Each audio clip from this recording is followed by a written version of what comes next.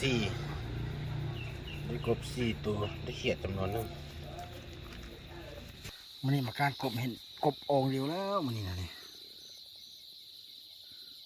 กบโอ่งเดียวตัวแม่ตัวผู้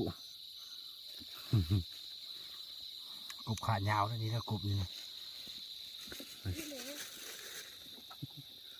กบโอ่งเดียวนี่กบโอ่งเดียวนะ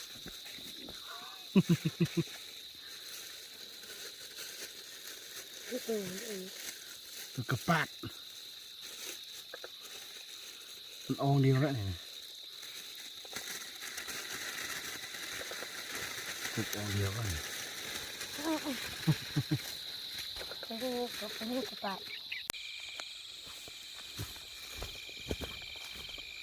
เห็นปะ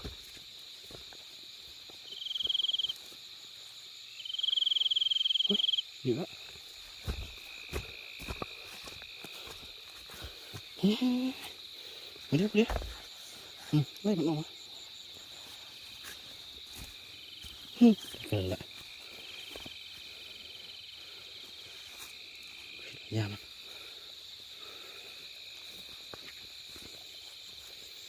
ขาดจะไปมันละ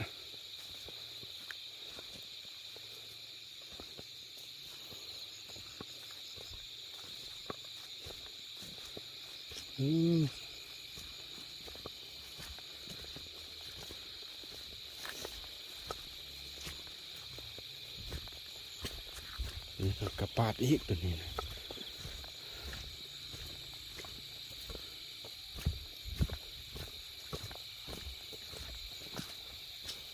นี่กระปาดโอ้โหแห้งเลยแบบนี้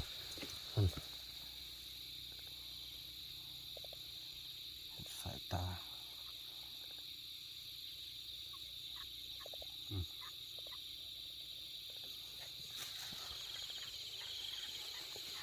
เห็นตะเขียบตรงนี้นี่นะตุ๊กเนี่ยเห็นตะเขียบตรงนี้นี่นะนี่เขียบเนี่ยแล้วตัวนี้นะเอาซะจับเอาโดดดงจับเอาเลย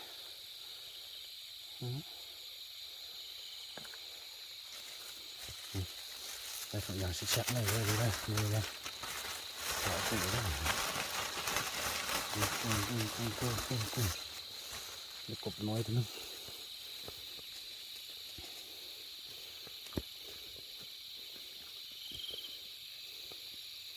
นี่ตัวนี้อยู่ที่ตัวโอ้2 ตัว 3 ตัว 4 ตัวเดี๋ยวตัวนี้ก่อนโดดไปเลยตัวนึงแหละตัวนี้ไงนี่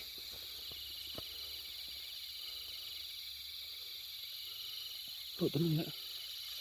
เอาตัวนี้ไปนี่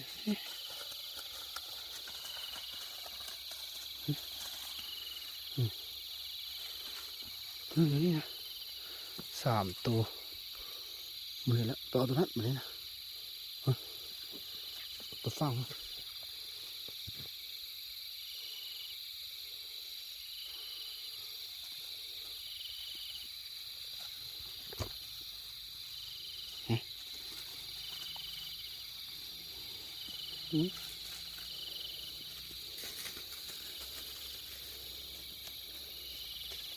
เห็น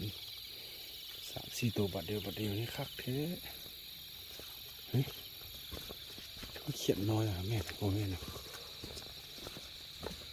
แม่เนี่ยเฮ้ยเก็บเอา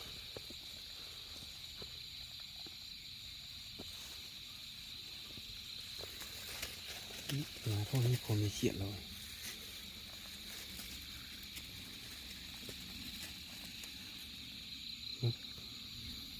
ตอนนี้มันไปเปลี่ยนแล้วคือนี่ทุก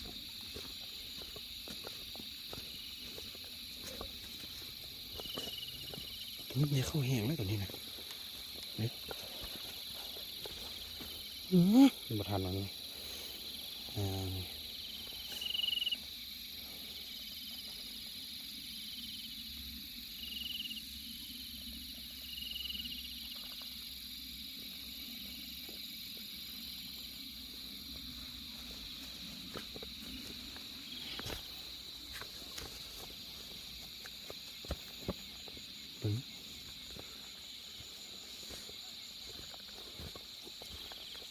โอ้แม่น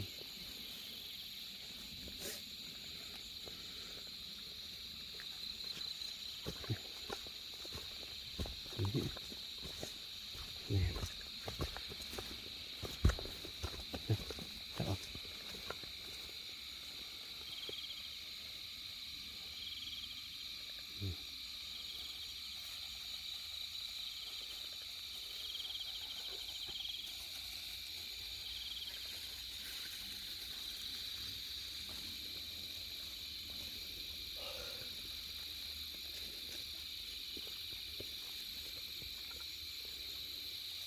มันเสือเลยนะลูกมันหนีเลยมันอยู่เลยตัว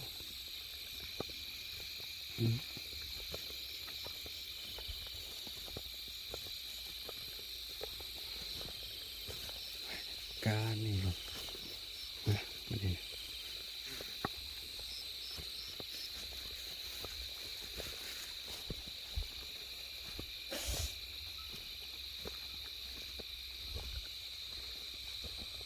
เห็น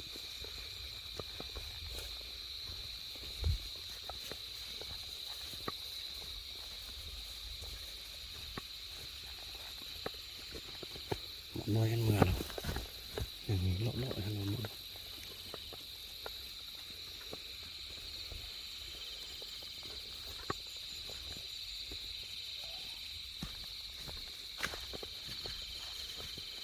เฮ้ยตัวนี้เปล่าตัวนี้กันไหมเฮ้ยโอ้ยเข้าเวงแล้วเปล่าทำไมเห็นปะ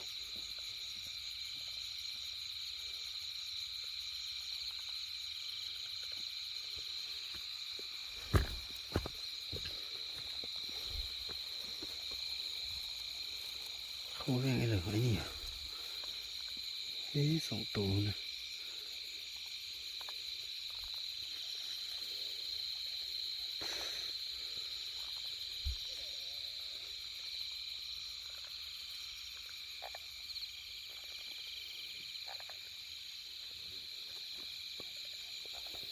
แมงไม่กระไร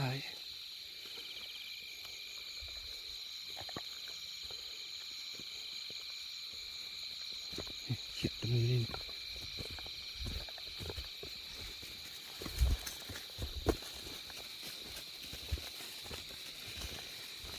เดี๋ยวเข้าแต่เดี๋ยวนี้ก่อน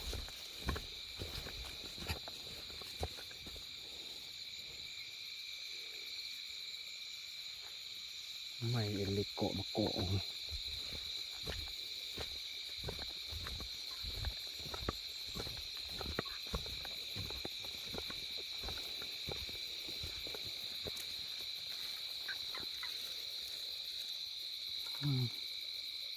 บักนี่ไปฝึกกวนมันเลยบักนี่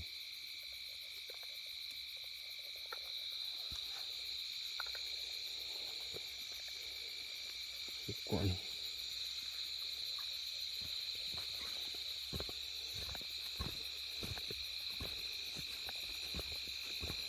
นี่ก็บักกระปาดอีกนี่บักกระปาดอีก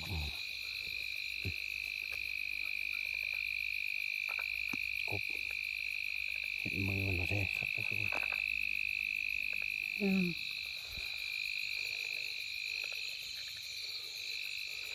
กบมันหนักมัน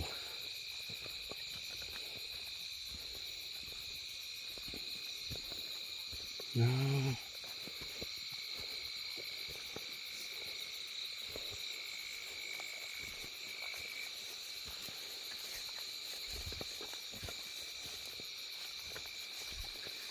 มันหอมตีนมันละ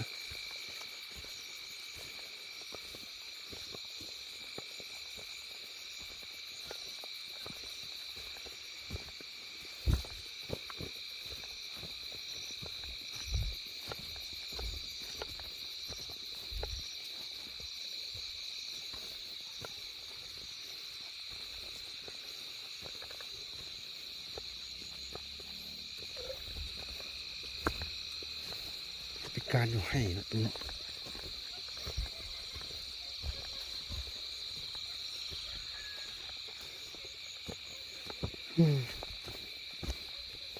เนาะมันมีแหละ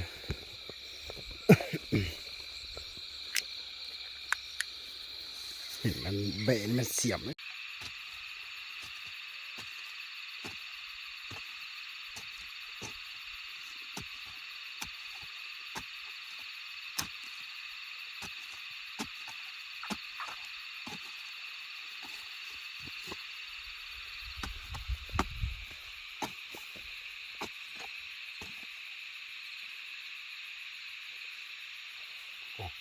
จังเลยจังเลยสิ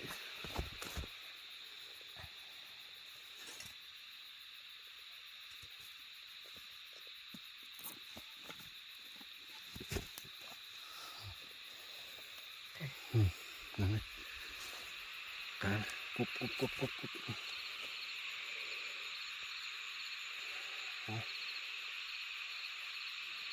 ไป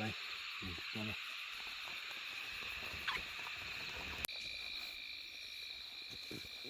กบองเดียวเด้ออันนี้เดี๋ยวกบอันนี้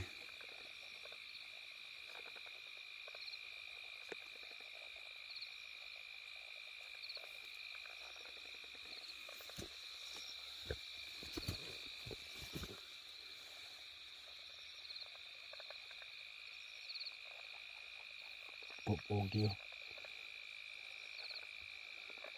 บ้านเฮาเนี่ยคือตัวกระปาดปาดขายาวนะตัวนี้นะ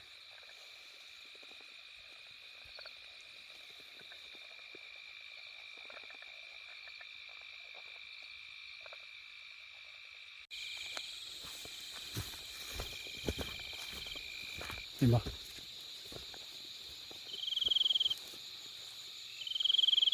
เฮ้ยเยอะเฮ้ยเดี๋ยวไล่มันออกมาเกิดละยาม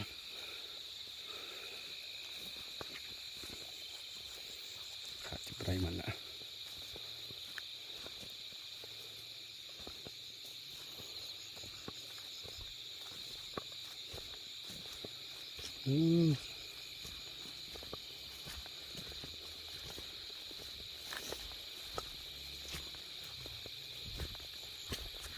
นี่ก็กระปาดอีกตัวนี้นะ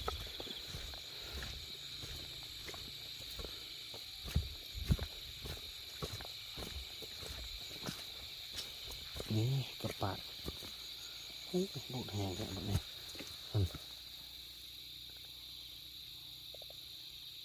สายตา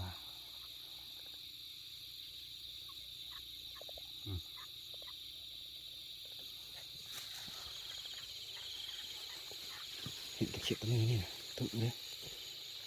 เห็นตะเขียบตรงนี้นี่นะนี่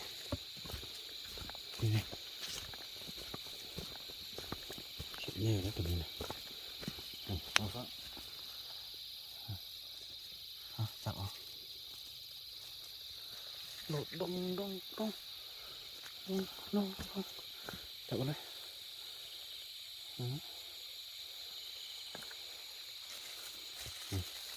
ได้ทุกอย่างสิชัดเลยเลยเลยขอปุ๋ยได้กุ้งเด็กกบน้อยตัวนึง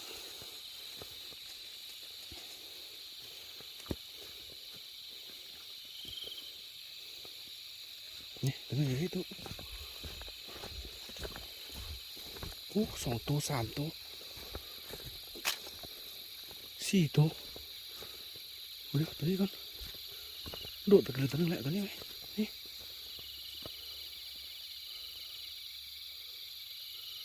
โดดตัวนึงแหละเอาตัวนี้ไปนี่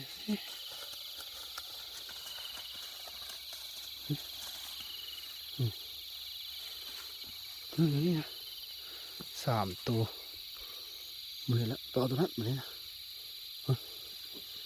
ตัวฟัง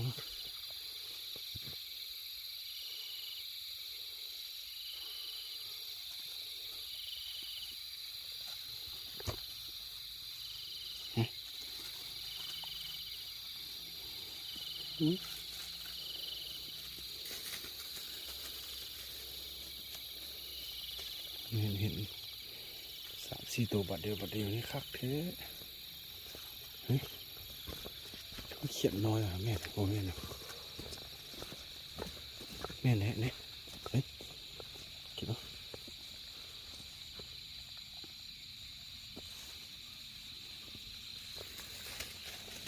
พวกนี้ผมมีเขียนเลย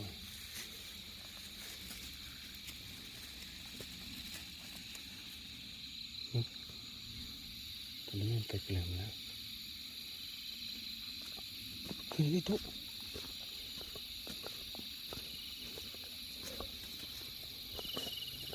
ตัวนี้มีเข้าแห้งไหมตัวนี้นะเนี่ยมาทันแล้วนี่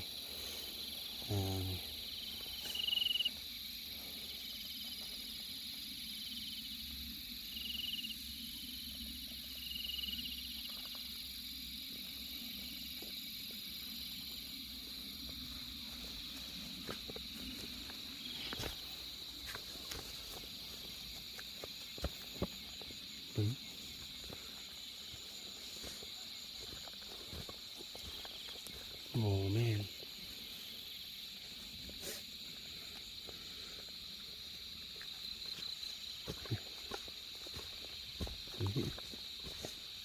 ี่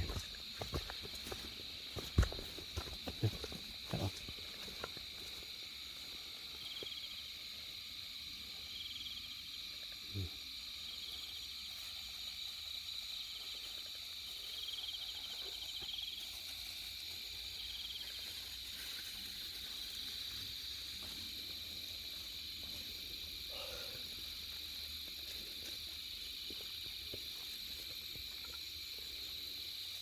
มันเสริมเลยนะลูกมันหนีเลยมันอยู่เลยตัว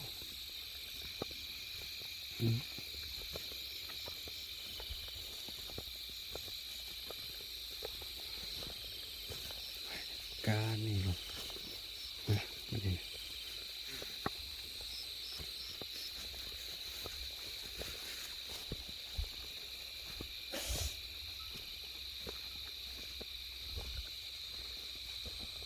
เห็น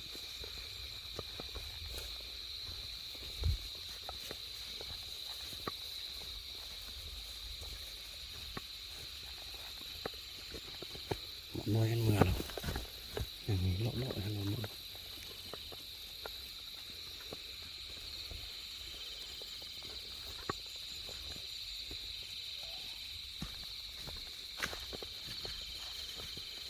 เฮ้ยตัวนี้เปล่าตัวนี้กันไหมเฮ้ยโอ้ยเข้าเองแล้วเปล่าตัวนั้นไหมเห็นปะ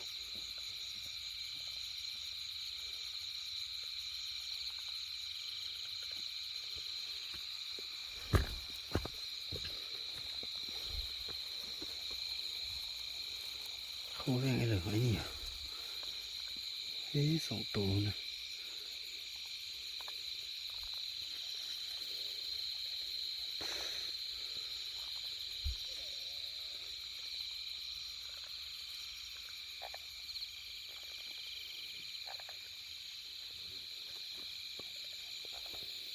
ไม่ก็หลาย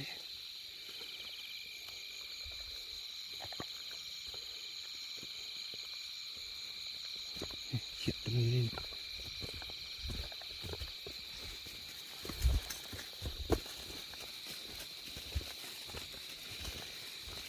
เดี๋ยวเข้าแต่นี้ก่อน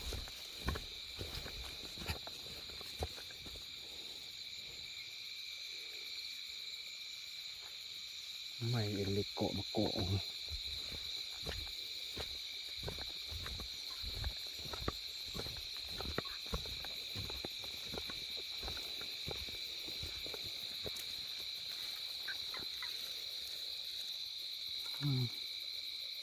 บักนี้ไปฝึกกวนมันเลยบักนี้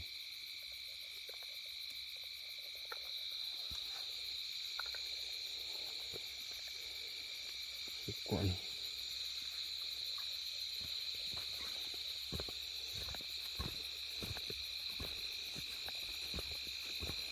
นี่ก็บักกระปาดอีกนี่บักกระปาดอีก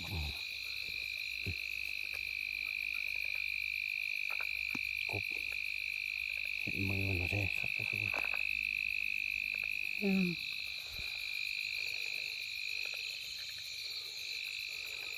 มันหยักมั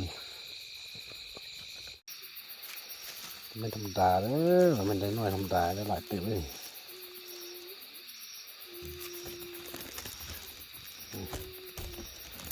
นี่ปืนพื้นขึ้นมาไหม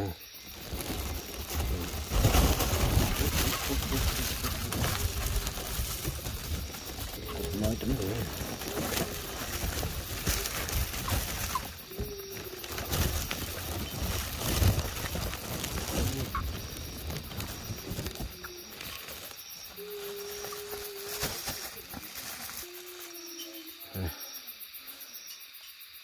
ประมาณ5 ขีดนี่แหละเขียดเนี่ย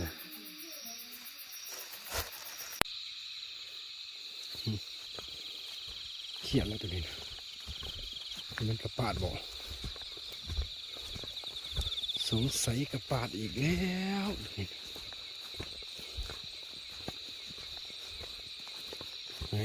งอยทั้งงอยฮะอยากใจตัวนี้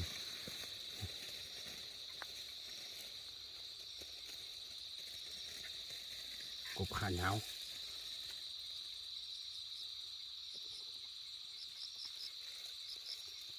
กบขาเหงา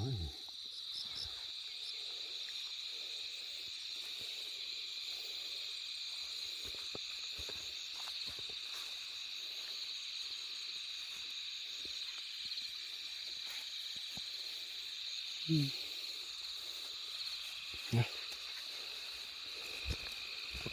นี่เป็นอย่างนี้ไปดิ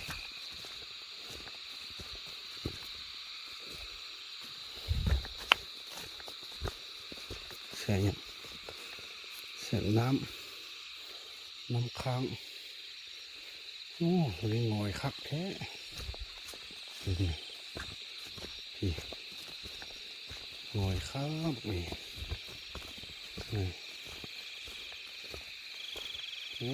ใหญ่เลยเขาจะใกล้ให้ดู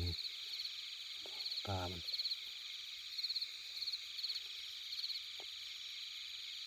โอ้อันสอน